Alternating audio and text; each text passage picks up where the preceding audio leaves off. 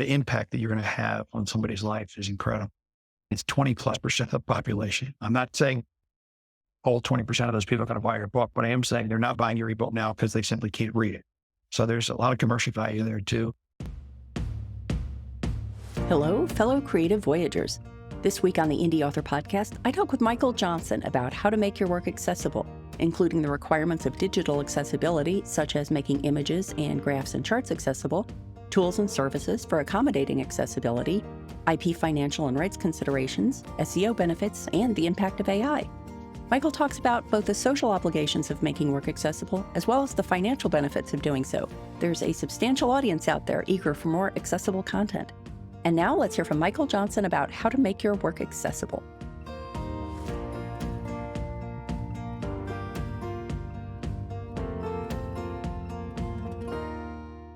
Hello, and welcome to the Indie Author Podcast. Today, my guest is Michael Johnson. Hey, Michael, how are you doing? Doing great. Thanks for having me. I am pleased to have you here. And to give our listeners and viewers a little bit of background on you, Michael is a seasoned executive with almost 40 years of experience in the technology, publishing, and distribution markets. He's the vice president of content at Benetech, working with publishers, conversion houses, technology platforms, and booksellers to help them understand and implement processes that allow for accessible content to get from authors all the way through to the end reader. And that is what we are going to be talking about with Michael today, achieving accessibility for your work. But before we dive into that, or maybe as a way of diving into that, I'm not quite sure. I had mentioned in your bio that you have done work with conversion houses. What is a conversion house? Okay, that's a great opening question. So most of the publishers in the world no longer do their own sort of end to the consumer or reader process. They're not printing their own books anymore. They've been contracting out for decades for printing houses in various parts of the world. And they very rarely do their own conversion from manuscript to an ebook for your Kindle or your iBook store or any of those types of things. So there's a whole subset of the publishing ecosystem which take publisher files, typically InDesign files or perhaps files from Vellum or a platform like that, and turn them into all the various ebook formats. So that's when I say conversion houses, that's what I mean. They convert manuscripts into digital content. And I can see how those kinds of services would have a key role to play in accessibility. But I think to lead us into our conversation about accessibility, can you just describe a little bit when you say accessibility in terms of books? What are some of the things that you're talking about there? So when we talk about accessibility at Benetech or anywhere in the digital world, what we're talking about here is to make the books readable by people who have a print disability.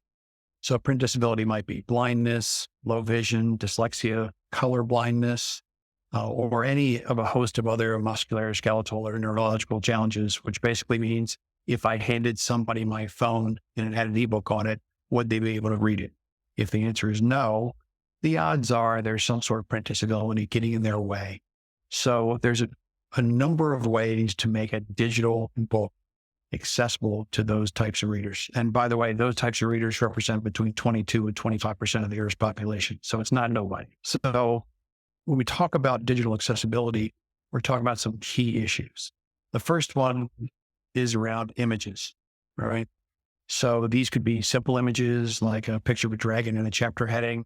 These could be more detailed images if it's a biographical work, maybe have a picture of George Washington or Sojourner Truth, whoever your biography is about.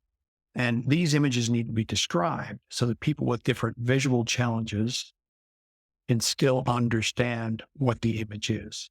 So the rule of thumb there is if the image is part of comprehension of what we're talking about, then it's critically important to do an alt text description or perhaps a long description so that a reader with a visual challenge would still be able to get that comprehension from the image. The next thing would be anything that has anything to do with math or science or accounting or any sort of numbers, charts, graphs, which a lot of that stuff shows up in science fiction because people are talking about how space barriers are broken and other magical time traveling and other things. And there's a lot of math in there and not always included in the books, but they're included in the books. Anything around math, formulas, tables, charts, those sorts of things. And is that a matter of helping someone who's visually impaired be able to absorb the information in it? Or is it converting that information, like in a table. They say some people have more of a visual learning style or an auditory learning style or experiential learning style. Is it actually converting that data into some other format to make it more accessible to more people? No, it's not about repurposing the image itself. So some people might say, well, pie charts are easier to understand than bar graphs. But I'm not talking about that. I'm talking about whatever the image happens to be. There are specific markup language that you can put as you're creating the manuscript that describes the image. So if it was a pie chart, you could say this is a pie chart, which represents population counts. The largest part of the pie is blue, and that represents 52%. And then, on and on. So it's additional information as part of the image description.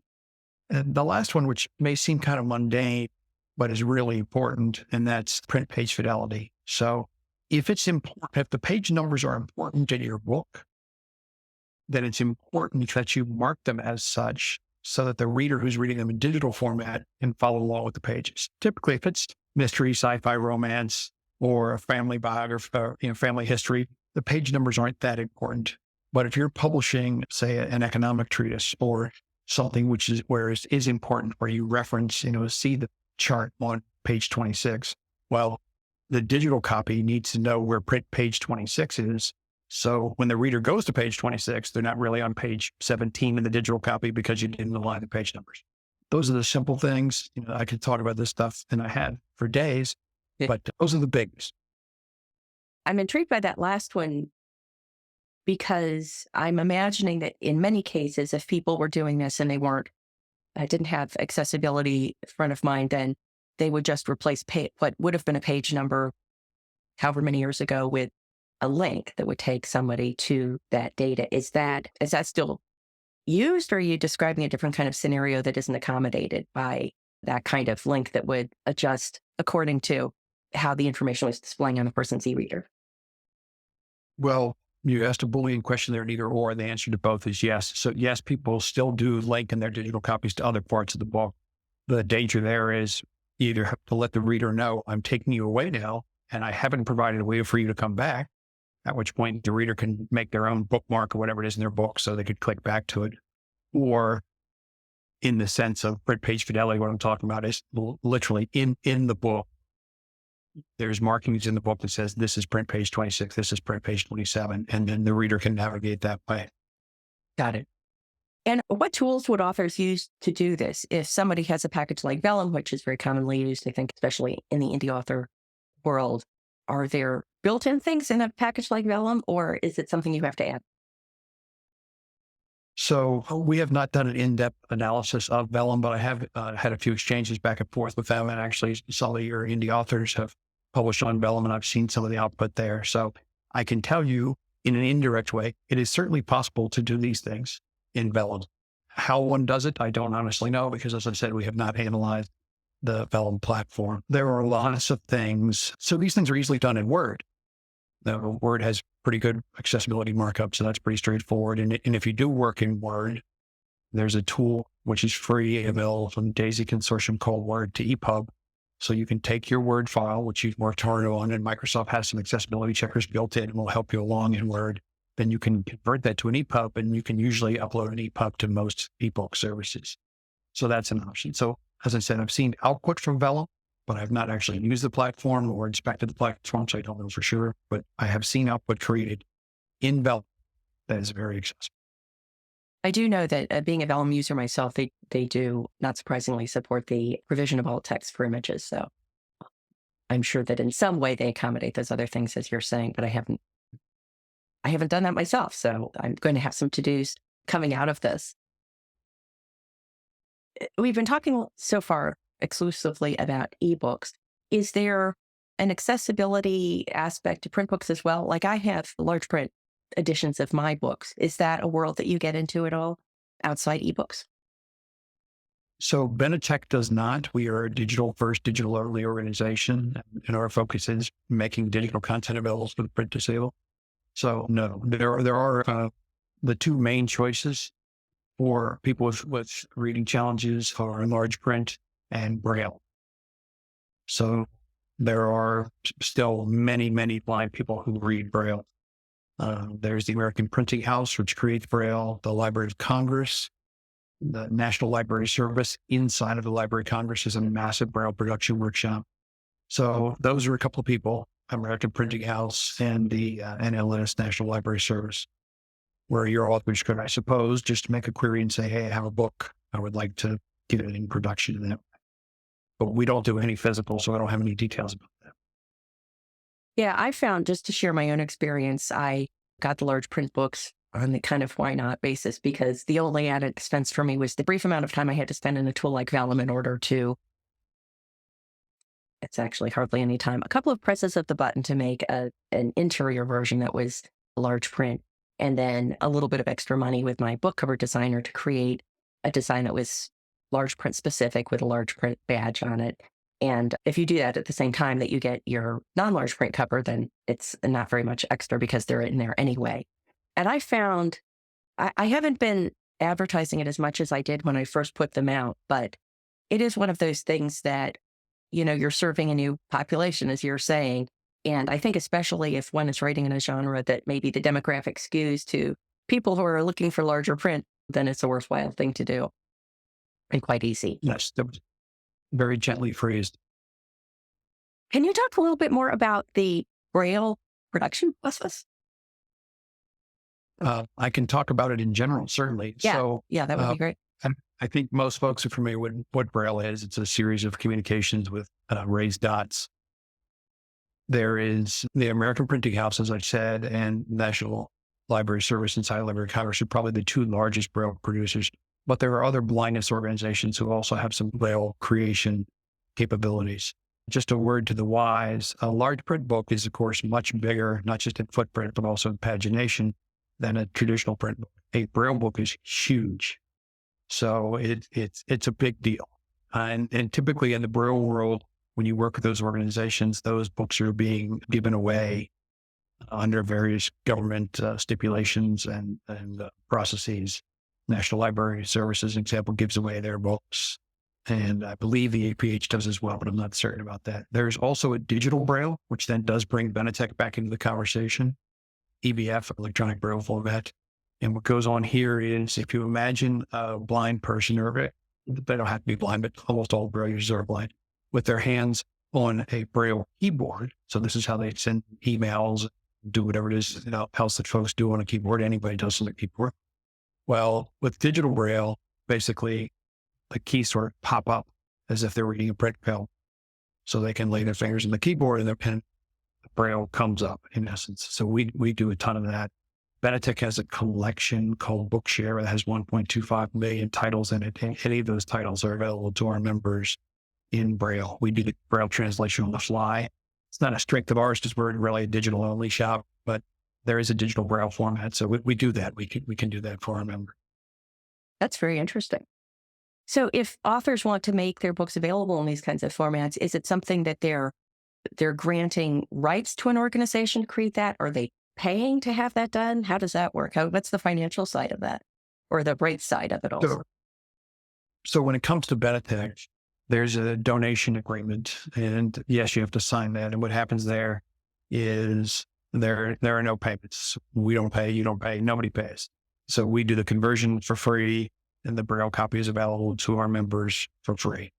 We are a charity. We get some funding from the federal government, but a lot of our funding comes from various foundations or just individuals who are making donations to us, as you would with any charity.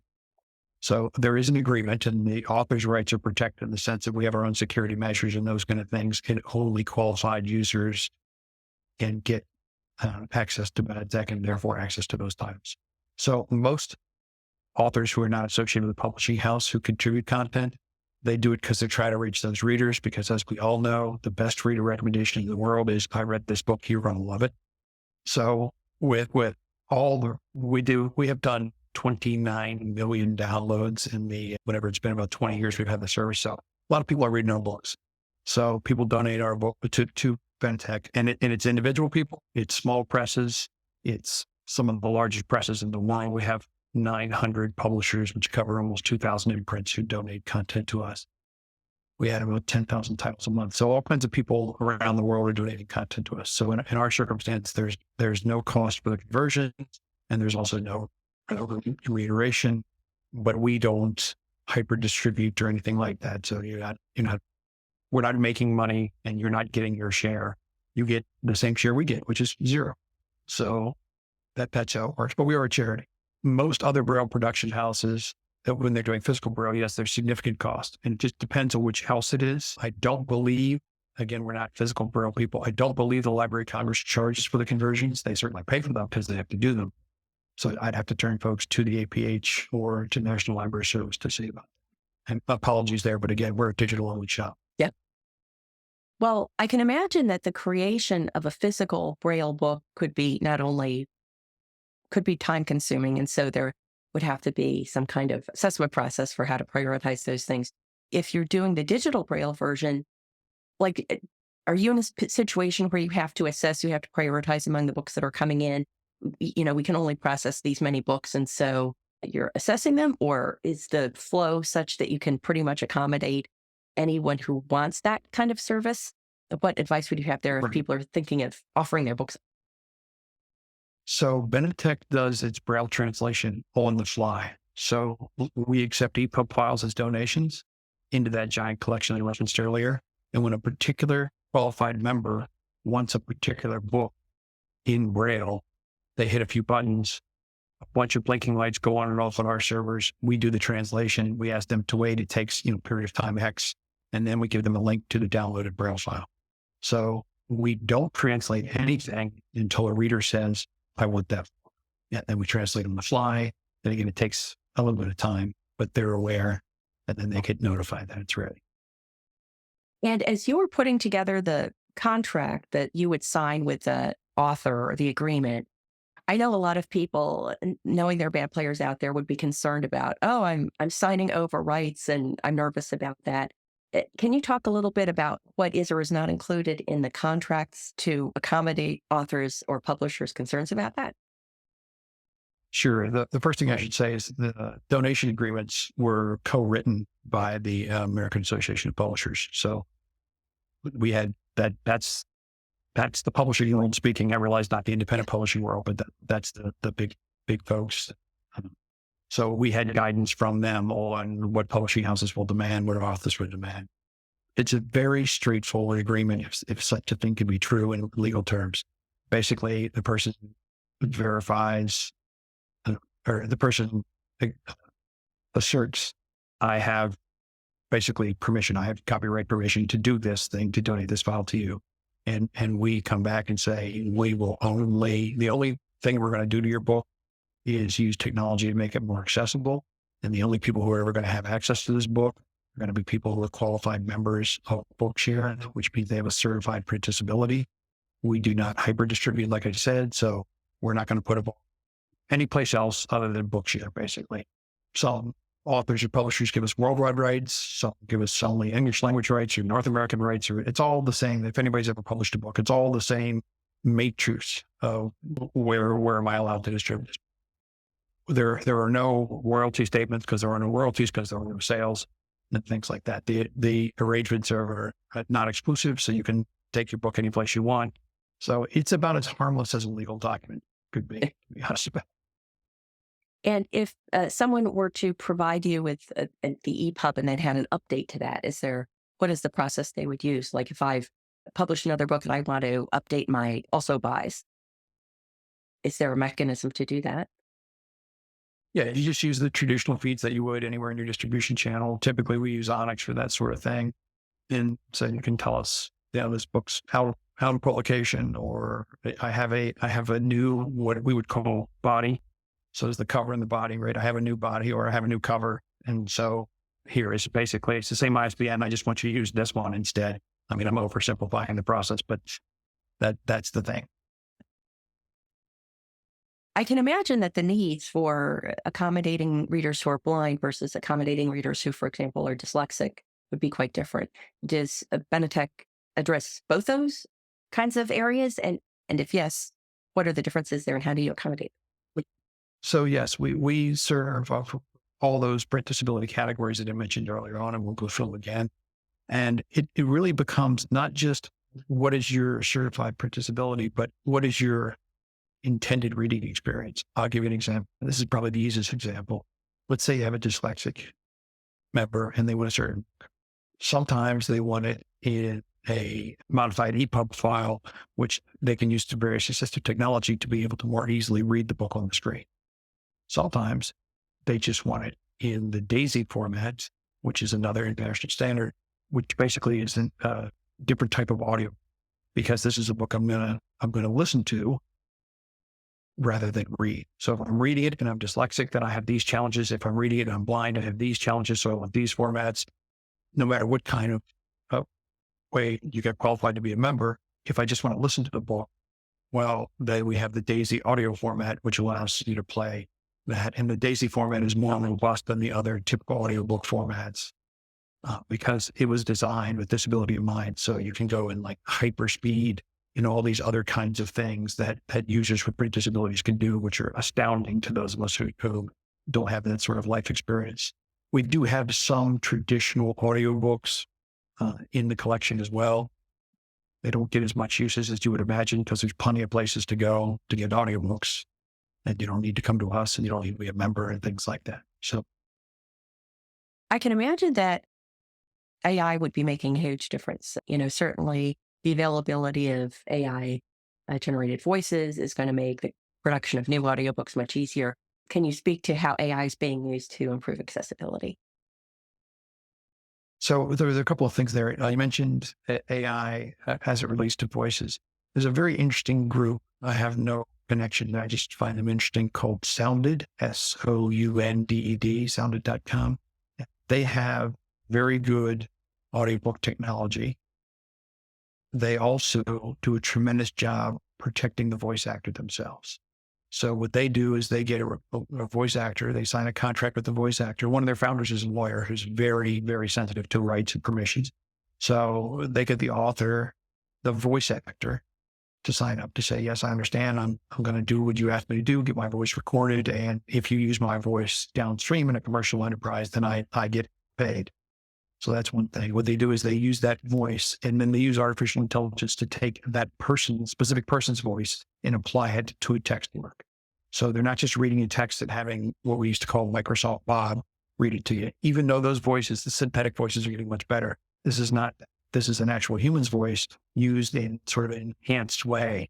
So that's one thing I think every author, every publishing company should look at that group, Sounded.com. We use artificial intelligence to try and correct machine correctable things for accessibility. And I'll give you a particular example.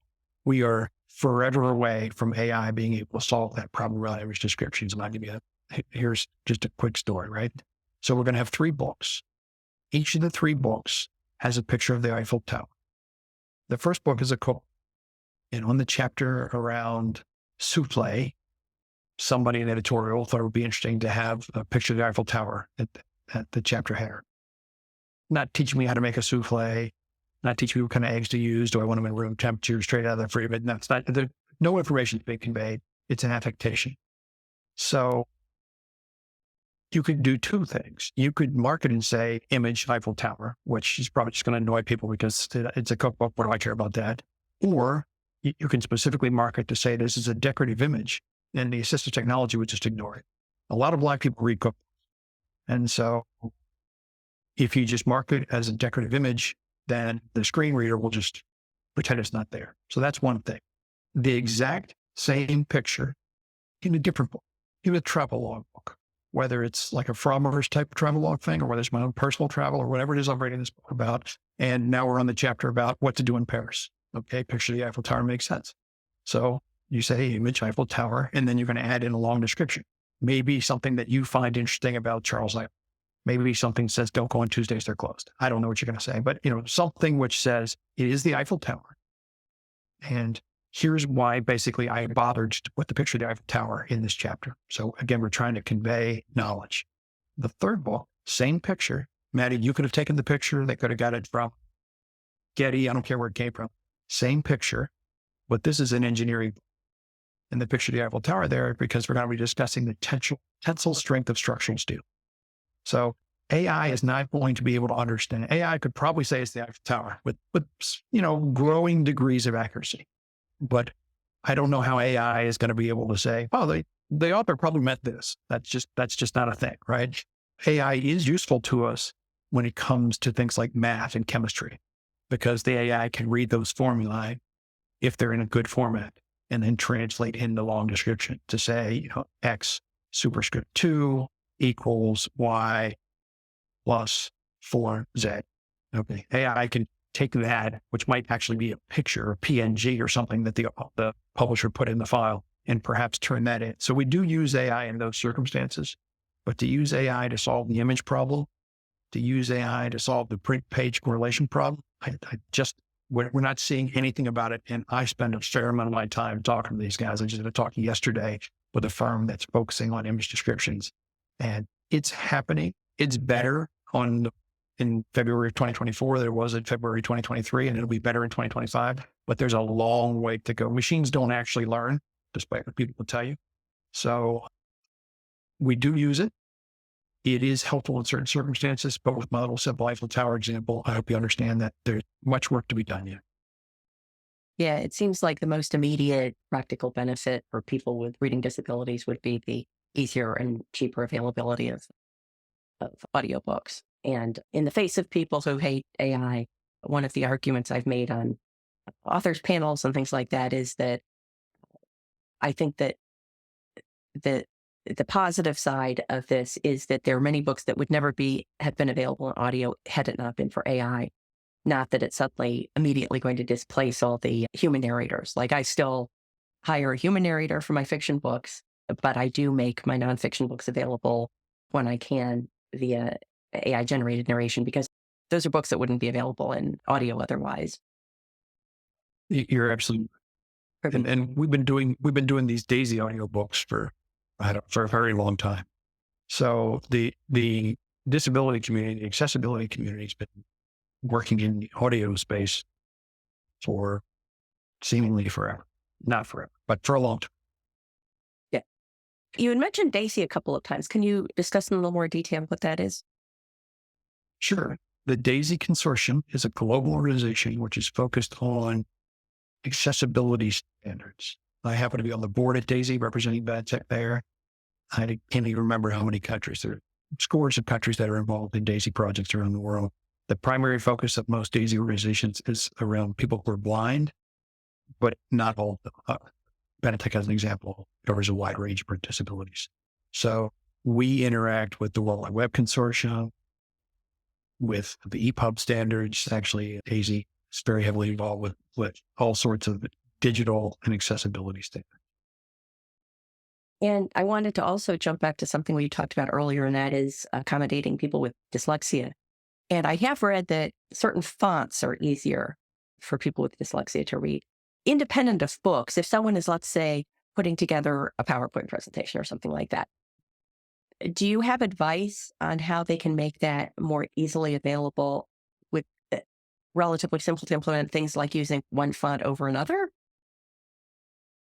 So this becomes a religious debate, to be honest about it. I usually stick with Times New Roman because most of the people that I interact with seem to think that Times New Roman is okay. Everybody has their own personal preference, though. The important thing around disability and fonting is don't lock it up in a file like a PDF where I can change font size, but I can't change the font. So if you have a properly done digital file, the user should be able to change the fonting to a font which is good for them. So that's one example. And PDF, of course, doesn't allow for that. Look, PDF it's a miracle, right? We've all been using it for a million years, and it does an excellent job taking a picture of pages. The issue, of course, is blind people can't see pictures.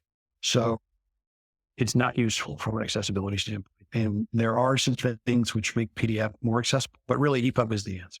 And EPUB is what the distribution channel would say.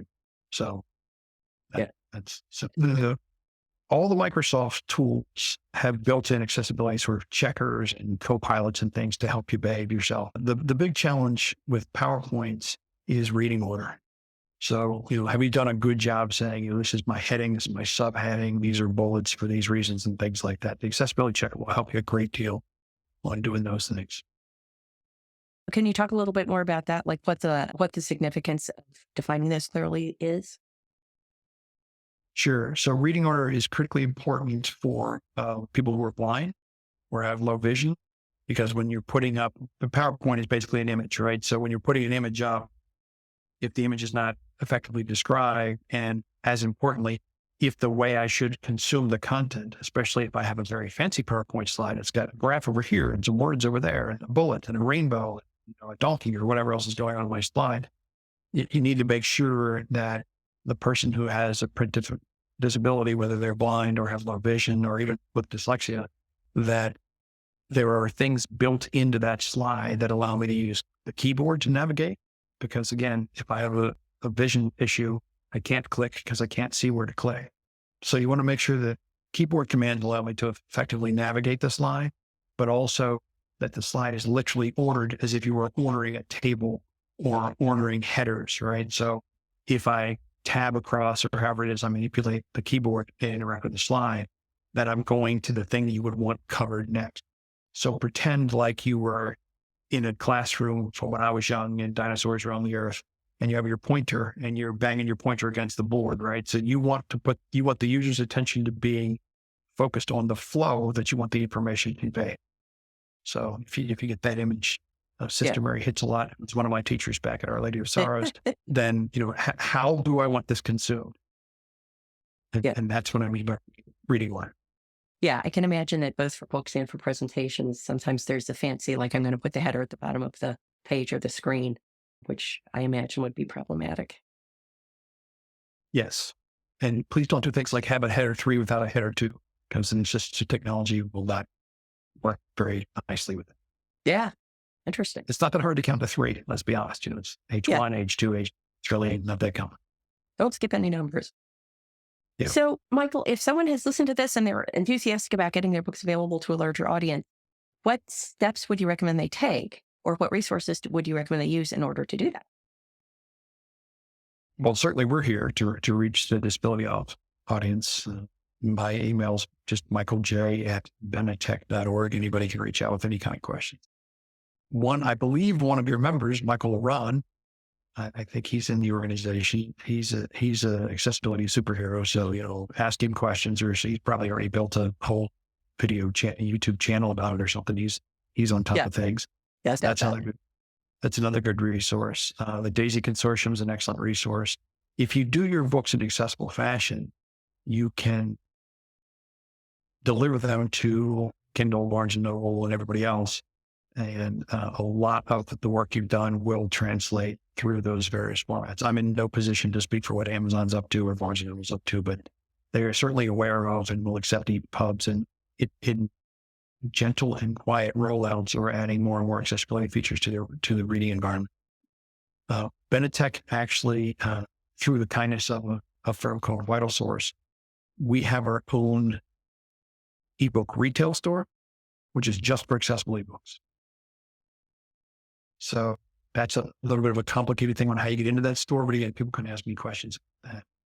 If you can get your books listed by Vital Source in their main store, they will expose all of your accessibility metadata to their prospective readers. So that's a retail outlet, so to speak. And again, the other big ebook retailers, Amazon, Barnes & Noble, they're doing more and more every day with these features, not just not destroying them, but also displaying them.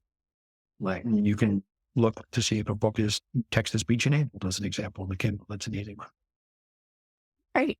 Well, Michael, thank you so much for sharing that information. That's an area that it was certainly new to me to consider. I was very happy when Michael recommended you for the podcast, and I think it will be new to some of the other listeners as well. So thank you for giving us a glimpse into that. If there are any other places you would like to send people to learn more about you and what you do, please let us know. Yeah, benetech.org is the main site for the organization. There's a ton of information there and some really gripping stories on how lives are changed by certain readers now being able to read. That's basically why I left my commercial work and came to work for a charity. You read some of those stories and you're like, oh, wow. And it's not that hard to do. It really is not that hard to do. And the impact that you're going to have on somebody's life is incredible.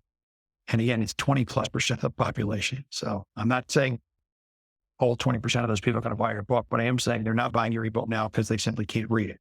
So there's a lot of commercial value there too.